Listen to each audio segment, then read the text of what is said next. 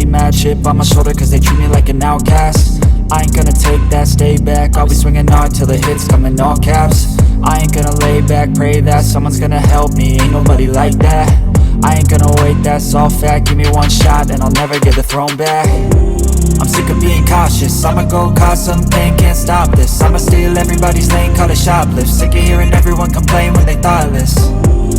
Taste the pain, it's like candy canes. It makes me go change into a better frame, into a better name. Society's insane, we all live for fame, yeah. Cash in the bag, stadium packed. Born a rock star in this life, gon' live it up on the attack. Baby, I'm bad, I just wanna get caught up in this life. I'm crazy, I'm mad, do it no cap. Only got one, so you better go live it up. Cash in the bag, stadium packed. Baby, I'm bad, baby, I'm bad. I got the cash in the bag, stadium packed. Born a rock star in this life, gon' live it up.